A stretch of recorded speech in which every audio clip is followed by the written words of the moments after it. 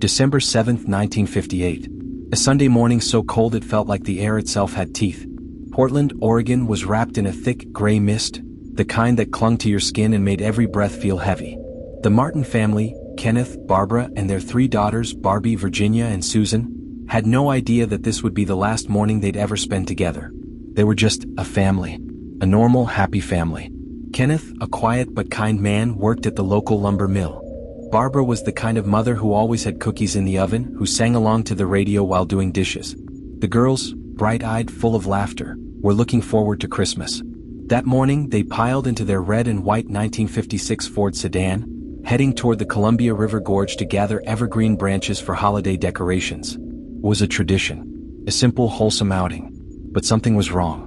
I don't mean in some obvious, dramatic way. It was the little things.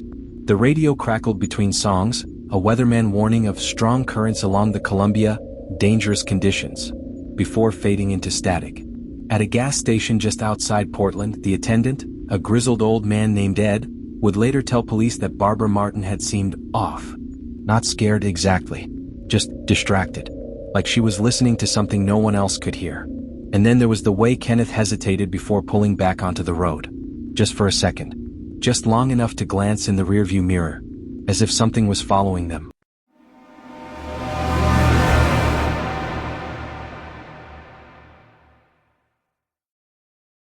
The Columbia River Gorge is beautiful.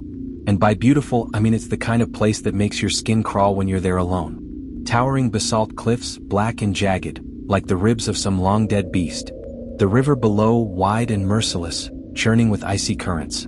The forests, so thick they swallow sound whole. The Martins stopped at a diner in Hood River. A waitress remembered them. Virginia had ordered hot chocolate. Susan had giggled over a comic book. Nothing unusual. But then, the timeline gets fuzzy. A trucker swore he saw their car parked near a remote overlook, engine still running, doors open. A hiker claimed he heard shouting, a man's voice, furious, then a woman pleading. And then there was the stranger. A mechanic in Cascade Locks reported seeing a man in a red Ford tailing the Martins' car. Not speeding. Not honking. Just following. When questioned, the mechanic shuddered. He didn't look right. His face was too still. By dusk, the Martins should have been home. They never made it back. The police found nothing. No car. No bodies. No signs of a crash. Just silence. Then, a week later, a hunter stumbled upon a single set of footprints in the snow near a cliff's edge. Small. A child's maybe. They led right up to the drop-off, then vanished as if whoever made them had simply stepped into thin air. Search parties combed the gorge. Divers braved the river's deadly currents. Nothing. But some of the searchers came back with stories. One man swore he heard whispering in the trees, "Help us." Clear as day. When he turned, there was no one there. Another claimed he saw a red car submerged in the shallows just for a second. When he returned with help, gone. Like it had never been there at all.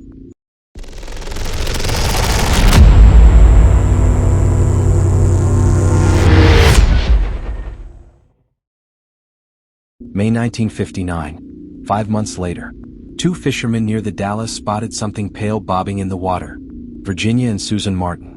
Their small bodies were battered, bloated from months in the river. Virginia had a deep gash on her skull, not the kind of wound the current could have made. And their clothes? Still neatly buttoned. As if they'd been placed in the water. The rest of the family was never found. Theories?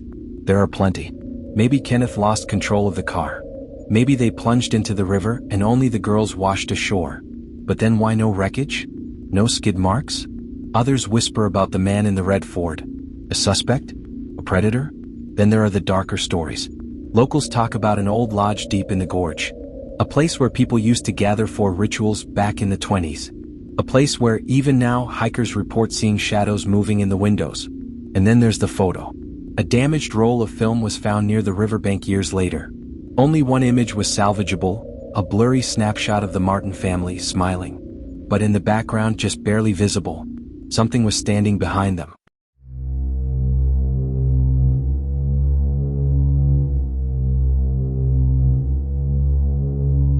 Even now, people swear the gorge is wrong.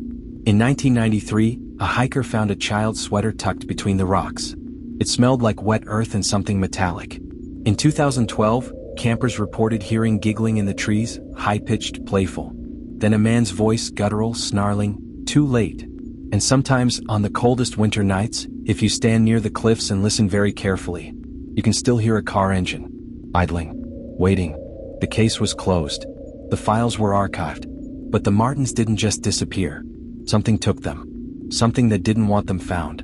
And if you ever drive through the Columbia River Gorge at night, if you see a flash of red in your rearview mirror, don't stop.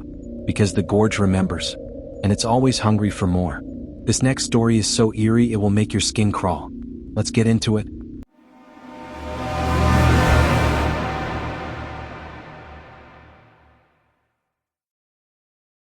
December 24, 1945. Fayetteville, West Virginia. Snow drifted down like feathers from a torn pillow, settling on rooftops, fences, and the quiet streets of a town dreaming of Christmas morning. Inside the Sauter family farmhouse, warmth glowed in every corner, wood crackling in the fireplace, children laughing as they tucked last-minute presents beneath the tree. George Sauter, a hard-working Italian immigrant, sat in his favorite chair, smoking a pipe. His wife, Jenny, hummed softly as she wrapped gifts. Their 10 children, ranging from toddlers to teenagers, buzzed with excitement. The youngest, Betty, just 5 years old, clung to her sister Jenny's skirt, giggling as she tried to peek at the presents. It was a perfect Christmas Eve, until the fire. Just past midnight, a scream tore through the house. "Papa. The roof, it's burning." George bolted upright. Smoke curled from the basement, thick and black, slithering up the walls like something alive. Within minutes, flames devoured the house, roaring like a beast starved for flesh. George and Jenny scrambled, grabbing children, shoving them out windows, screaming names into the inferno. Maurice, Martha, Louis, Jenny, Betty. But 5 of their children never answered. And when the fire burned itself out, there was nothing left. No bodies, no bones, just ashes and silence.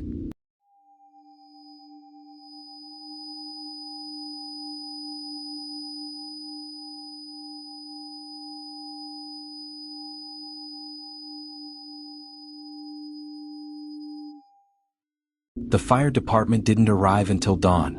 By then, the house was a skeleton of blackened timber. George stumbled through the wreckage, hands raw from digging, voice hoarse from screaming.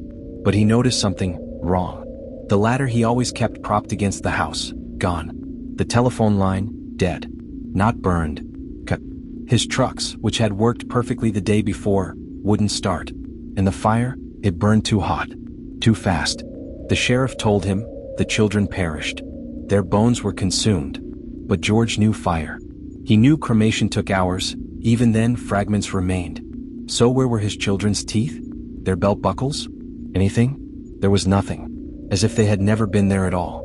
Then the whispers started. A telephone repairman confirmed it. The line had been severed with wire cutters. A neighbor swore she saw 5 children peering from a dark car that night, their faces pale behind the glass. A waitress in a nearby town served breakfast to 5 quiet, dark-haired kids the next morning. When she asked their names, the oldest boy hesitated, then whispered, "We're not supposed to talk." And then there was the insurance salesman. 2 weeks before the fire, he had knocked on the Sauter's door, grinning. What would you do if this house burned down with your children inside? George had thrown him off the property. Now he wondered, was that a threat? George and Jenny refused to believe their children were dead. They plastered their car with missing posters. They hired private investigators. And then they erected a massive billboard on Route 16, staring down every passing driver with a single damning question. What was the fate of our children? For 40 years it stood. A monument to grief. A challenge to the world. Then in the 1960s a letter arrived. Inside, a photograph of a young man in his 20s. Jenny gasped. Louis. Scrawled on the back. I love brother Frankie. Boys, A90132. But when they tracked the address, the trail went cold. The man in the photo vanished.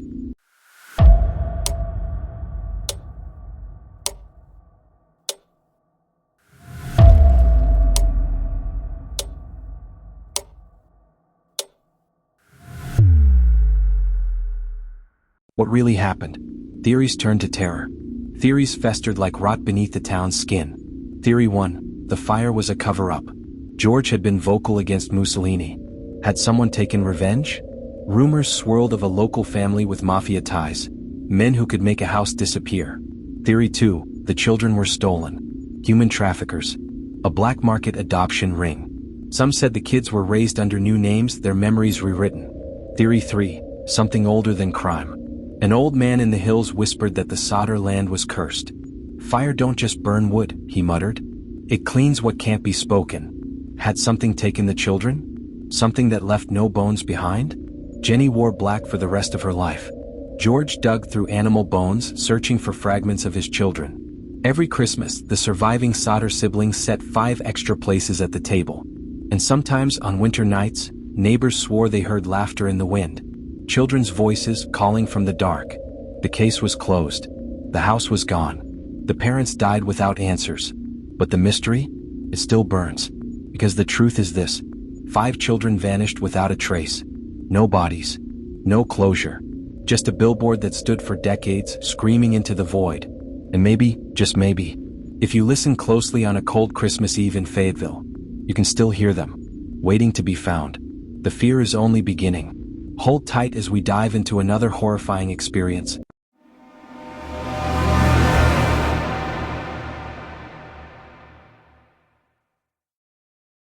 May 8, 1938. Mother's Day. McKean County, Pennsylvania. The morning sun filtered through stained glass windows, painting the church in warm hues of gold and red. Families sat shoulder to shoulder in the pews, fanning themselves with hymnals as the preacher's voice rose and fell like the surrounding Allegheny Hills. In the third row, 4-year-old Marjorie West fidgeted beside her older sister, Dorothea. She wore a crisp white dress, her fiery red curls tied back with a ribbon, a gift for her mother, Cecilia. When the final hymn ended, Marjorie clapped her small hands together, grinning up at her parents. "Can we go to the woods, Mama? Please?" Cecilia smoothed her daughter's hair. Just for a little while. No one knew it would be the last time they'd ever see Marjorie smile.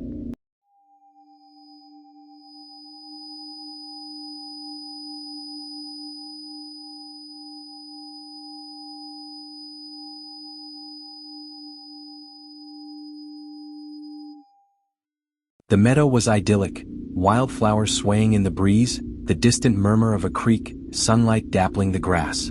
Shirley West, Marjorie's father, unpacked the picnic basket while Cecilia tended to Dorothea. Marjorie skipped ahead, her small hands plucking daisies. "I'm making a crown for you, Mama," she called.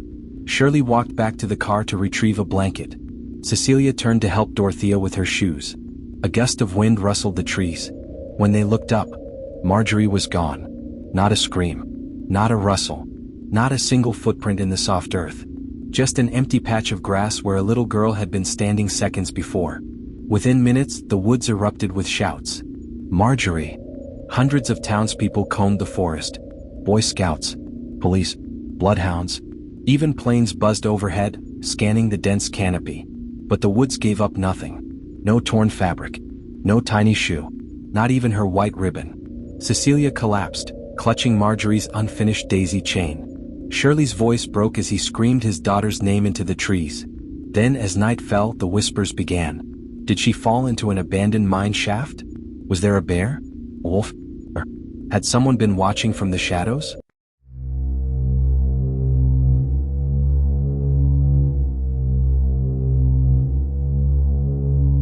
The search lasted weeks, months, years. But some of the searchers came back with stories. One man swore he heard a child humming "Jesus Loves Me" deep in the woods at dusk. When he followed the sound, it stopped, as if someone had covered her mouth. A local boy found a porcelain doll half buried in the mud. Its scalp had been ripped open and stuffed with human hair. Red hair. And then there was the old woman. A farmer's wife claimed an elderly woman in a tattered black dress had been seen lingering near the church that morning. She didn't blink, the farmer's wife whispered. Just stared at the children, like she was picking one. The Wests moved away, haunted by dreams of their lost girl. Cecilia once woke screaming, certain she'd heard Marjorie whisper, "I'm here, Mama," but they won't let me leave. The church crumbled. The meadow grew wild. But teenagers still dared each other to walk Marjorie's path. In 1962, a girl named Linda sprinted back to town, her face streaked with tears. "I saw her," she gasped. Marjorie. Standing between the trees. She was smiling. But her eyes were wrong.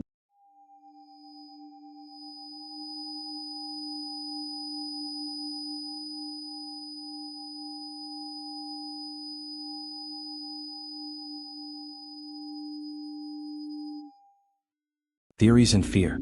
Theory 1. The woods took her. Maybe she fell. Maybe an animal dragged her away. But why no bones? No scraps of clothing? Theory 2. A stranger's hands. A traveling salesman was spotted near the picnic site.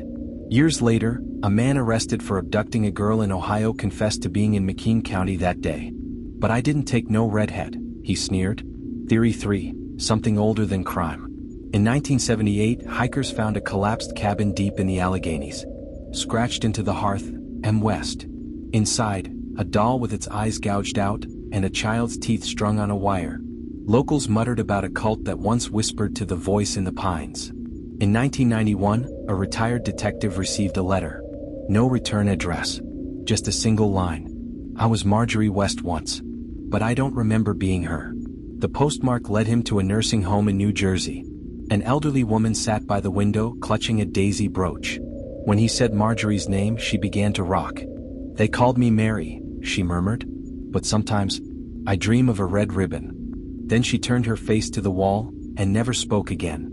The case was closed. The files yellowed with age. But in McKean County, the woods never forgot. Even now, if you stand very still at the edge of that meadow, you might hear it. Faint. Far away. A little girl's voice humming a hymn. And if you follow it, the humming stops. If you're still with me, get ready, because the next story is even more horrifying.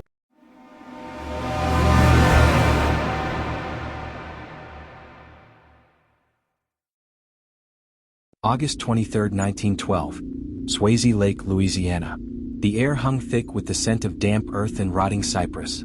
Percy Dunbar wiped sweat from his brow as he set down the picnic basket, watching his two sons, Bobby, just 4 years old, and his older brother, chase fireflies along the water's edge. Leslie Dunbar spread out a checkered blanket, humming softly. Bobby, don't go too far, she called. But Bobby was already wandering toward the reeds, his small hands brushing against the tall grass. Then a rustle, a whisper of wind. Leslie turned her head for just a second. When she looked back, Bobby was gone. No splash, no scream. Just the slow, dark water lapping at the shore. By nightfall, the entire town was searching.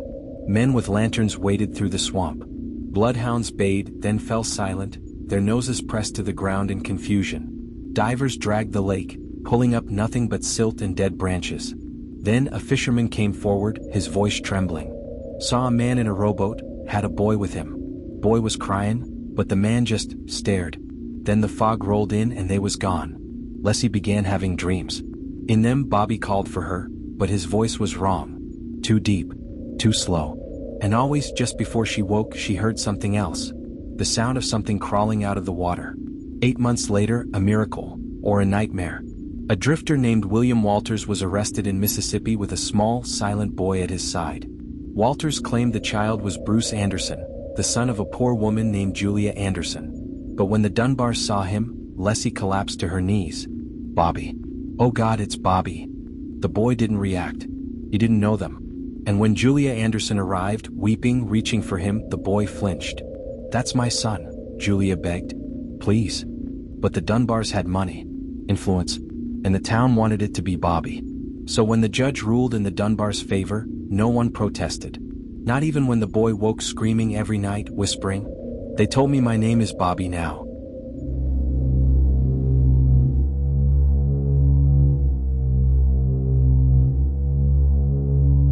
The boy grew up as Bobby Dunbar. But he was wrong. Neighbors noticed. He never laughed. He avoided mirrors as if afraid of what looked back. Once, his teacher found him drawing the same picture over and over. A woman with no face. A boat. And beneath it, hands reaching up from the water. When asked, he only said, "That's where I was before." Years later, as a grown man, he stood at the edge of Swayze Lake, staring into the black water. His son asked what he was looking at. "Him," Bobby whispered. "The other one." After William Walters died in prison, a jailer found his journal. The last entry read, "Found the boy in a shack by the marsh. He was alone, but I heard voices. He kept saying things no child should know. Then he looked at me and smiled. They let me go," he said. "But they kept the other one." And then there were the dreams. Leslie's granddaughter claimed that, as a child, she saw a boy standing at the foot of her bed, dripping wet, his eyes black. He said, "Tell them I'm still here."